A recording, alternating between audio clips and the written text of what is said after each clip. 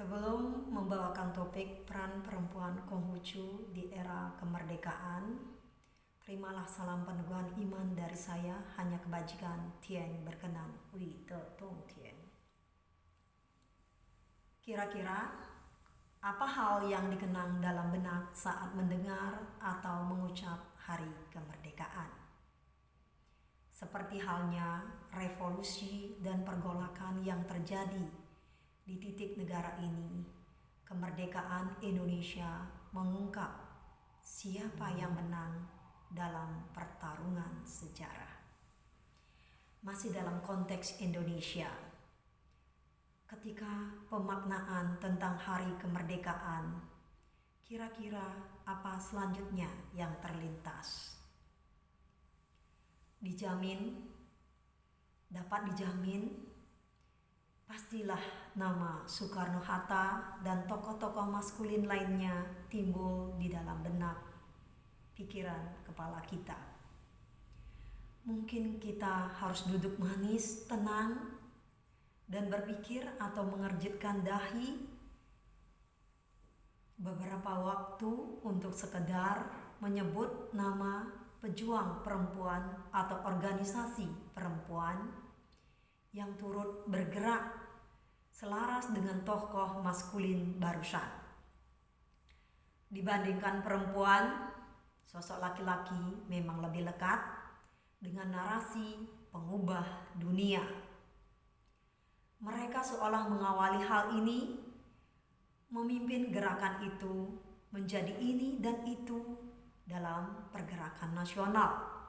Tentu saja hal tersebut sama sekali tidak salah. Namun, apakah hanya laki-laki yang pantas ditempeli narasi sebagai pengubah dunia?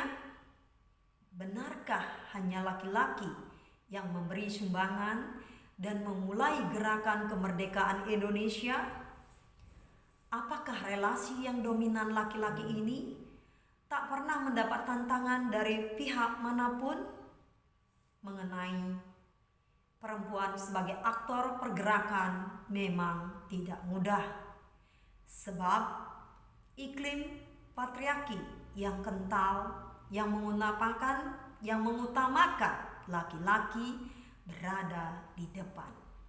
Padahal gerakan perempuan tak pernah absen sejak masa pra-kemerdekaan hingga saat ini. Pada masa pra-kemerdekaan, organisasi perempuan yang pertama kali dengan nama Putri Mardika yang berdiri di Jakarta tahun 1912.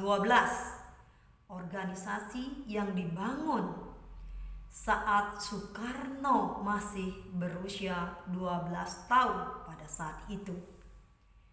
Dari sana, pencapaian gerakan ditandai dengan terjalinnya Kongres Perempuan pada tanggal 22 Desember 1928 bertempat di Mataram alias Yogyakarta pada saat itu. Pelaksanaan Kongres Perempuan waktu itu sebagai pelaksananya adalah Sujatin dan Nyi Hajar Dewantara. Dalam sidangnya, salah satu yang menjadi poin penting dalam Kongres Perempuan adalah penentangan perkawinan perempuan anak di bawah umur. Tak hanya berakhir di lingkar organisasi saja, Kongres Perempuan berhasil membawa isu gender ke dalam ruang formal. Permasalahan seperti prostitusi, hak reproduksi, kemandirian ekonomi, hak cuti melahirkan dibahas di hadapan pemerintah pada saat itu. Dan Soekarno sendiri mengafirmasi peran perempuan dengan menerbitkan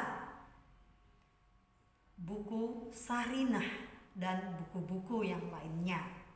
Pada saat itu banyak sekali gerakan-gerakan wanita seperti Gerwani dan lain sebagainya. Saat sekarang pun masih ada ya, seperti pembinaan kesejahteraan keluarga atau PKK, Dharma Wanita yang mencoba dan berusaha meredefinisi peran perempuan itu sendiri. Nah, setelah merdeka, kita sebagai perempuan maunya apa? Di dalam ayat, di dalam kitab suci sesu, ada ayat yang sangat bagus sekali, yaitu belajar dan belajar tidakkah menyenangkan? Dan kita tahu bahwa anak, baik itu laki-laki maupun perempuan, belajar, kata belajar kita garis bawahi, belajar dari dalam kandungan seorang perempuan itu sangat mulia. Karena apa? Belajar itu dari dalam kandungan sampai kita mati nantinya. Belajar dari dalam kandungan selama 9 bulan, lahir, belajar merangkak, belajar berjalan, sekolah dari tingkat playgroup atau TK sampai SD, SMP, SMA, kuliah, perguruan tinggi, S1, S2, S3, sampai profesor, tetap belajar sampai akhir menutup hayat. Dalam ayat ini sudah sangat jelas bahwa perempuan tidak boleh tidak belajar. Bukan hanya laki-laki saja yang belajar, tetapi perempuan juga harus belajar. Nah, perempuan sebagai aktor sosial otonom, bahkan dalam rangka yang bersifat intoleran tersebut, mampu memilih berdasarkan aspirasi politik yang diyakininya. Dan hari ini juga banyak perempuan-perempuan yang menjadi wali kota, yang menjadi presiden, menjadi pemimpin-pemimpin di daerahnya, di berbagai organisasi banyak. Jadi itulah pentingnya sebagai seorang perempuan belajar dan belajar tidakkah menyenangkan. Dengan begitu banyak dan mengajak kembali untuk mengenali peran perempuan pada zaman pembangunan tingkat lanjut saat ini.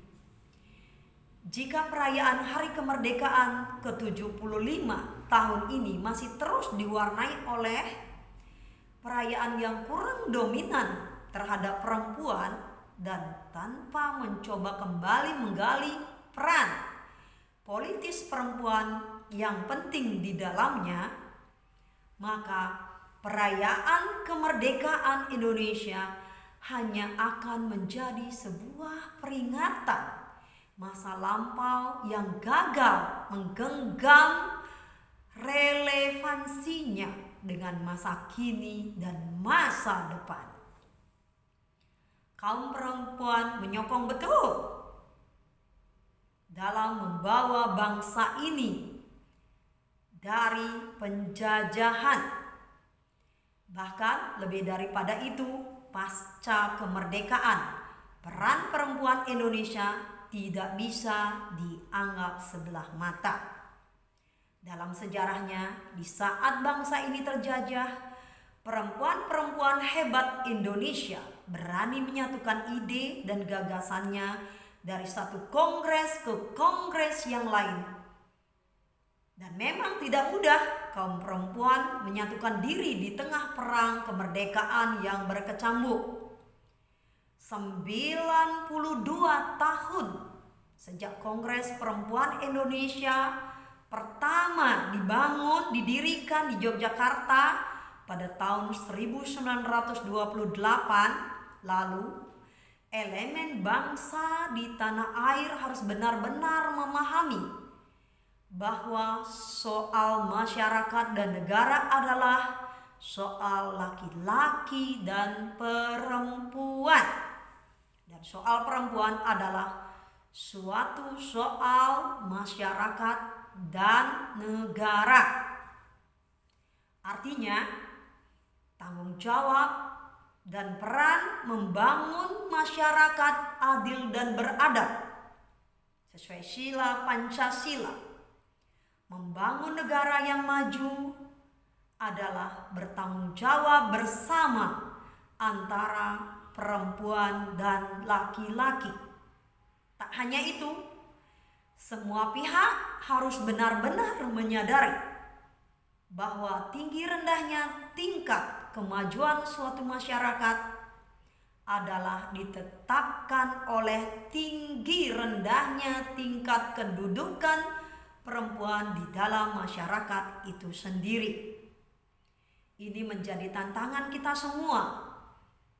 Momentum hari ini, kemerdekaan bagi perempuan Konghucu Indonesia tahun ini bisa benar-benar menjadi langkah awal untuk memberikan ruang yang cukup dan kepercayaan yang tinggi kepada perempuan Indonesia untuk ikut mencurahkan perjuangannya terhadap tanah air yang kita cintai. Untuk kaum perempuan Indonesia sendiri, perempuan adalah tiang utama dalam keluarga, masyarakat, dan bangsa. Jika bisa mengumpulkan 3 hal ini, baru dapat disebut perempuan sempurna. Perempuan Indonesia, bangunlah, bangkitlah, berjuanglah, bangkitlah. Sehebat-hebatnya, tiada orang lain yang dapat menolong perempuan selain diri kita sendiri. Sebagai akhir kata, terimalah peneguhan iman dari saya. Hanya kebajikan tiada berkenan. Sancai.